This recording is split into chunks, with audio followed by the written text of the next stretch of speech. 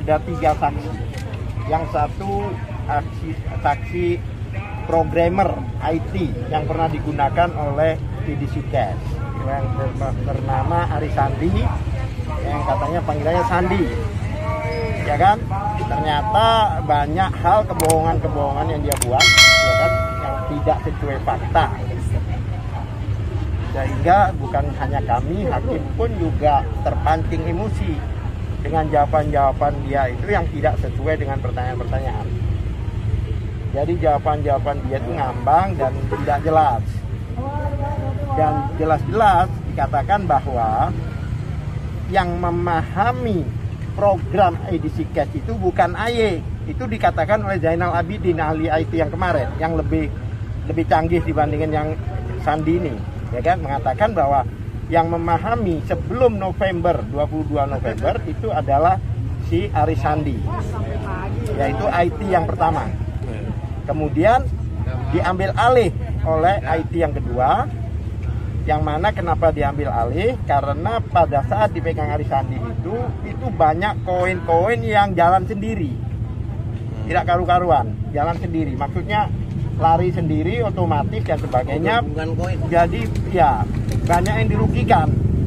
Jadi ada koin orang terambil dan sebagainya gitu, ya kan? Bahkan ada dikatakan yang ke Agus Utama, dan itu banyak. Yang mana ada tiba-tiba koinnya bertambah tanpa teman-teman Abdurrahman Yusuf, ya kan? Ya, bahwa aplikasi itu Abdurrahman Yusuf tidak paham menurut Zainal Abidin. Jadi yang paham adalah, jadi yang memegang program selama ini kan 3 orang. Pertama adalah Aji Bayu Aji itu, terus diganti Ari Sandi itu sambil dia memperbaiki dan digaji. Kemudian yang terakhir Zainal Abidin, yang bahkan Zainal Abidin katakan bahwa EDC Cash itu mulai tidak jalan itu sekitar bulan Mei 2021,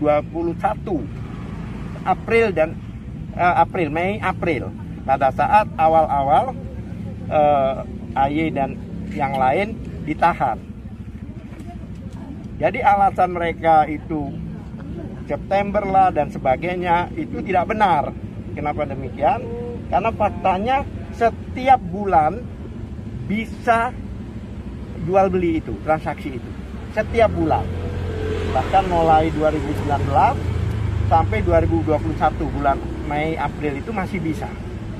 Memang agak tersendat-sendat karena ada perubahan sistem.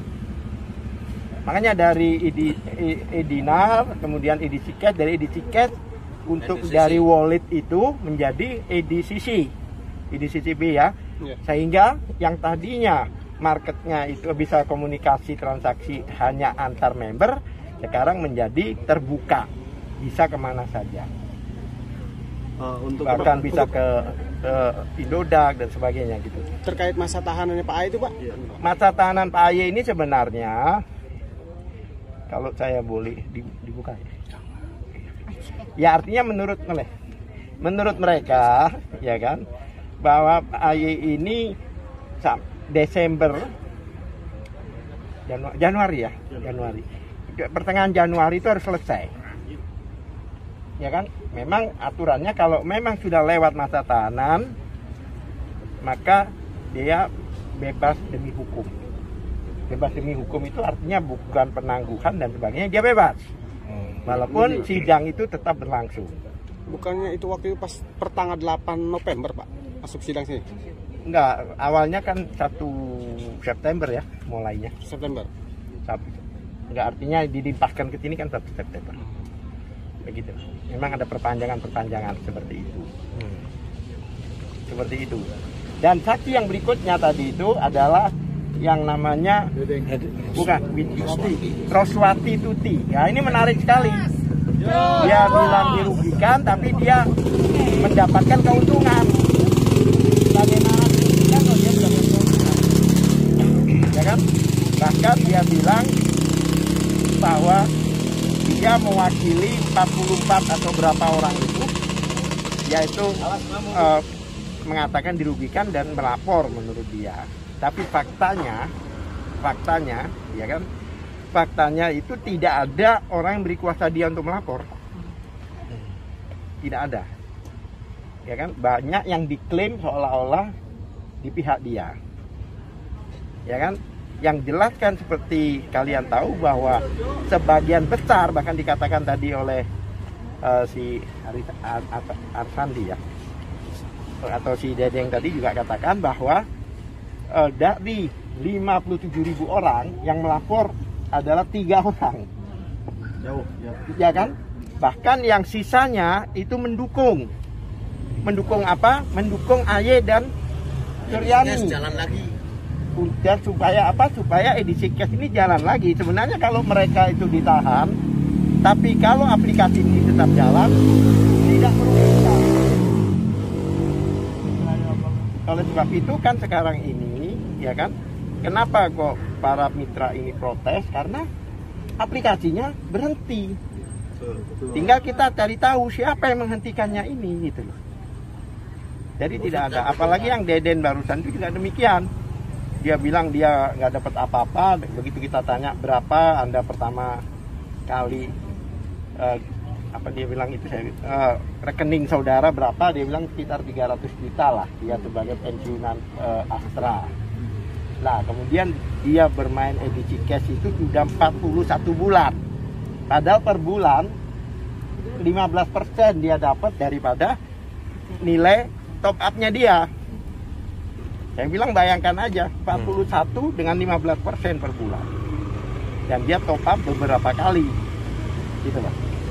Nah, artinya begini, memang hampir semua ya Pak ya, kalau kita hanya bermain edisi cash, bermain mining itu aja, saya pikir tidak ada masalah. Kebanyakan itu adalah terjerat dengan programnya sendiri yang di luar edisi cash itu. Kayak ada arisan lah ini, padahal itu bukan bagian dari program edisi cash. Oleh sebab itu karena terjerat, aplikasinya juga tidak lancar, sehingga terjadilah orang-orang itu protes, yang ya kan protes, sehingga mereka tidak sabar, laporlah ke kepolisian. Bayangan mereka kalau lapor ke kepolisian uang balik, ternyata sama pihak penyidik dilarikan ke pencucian uang, ya kan.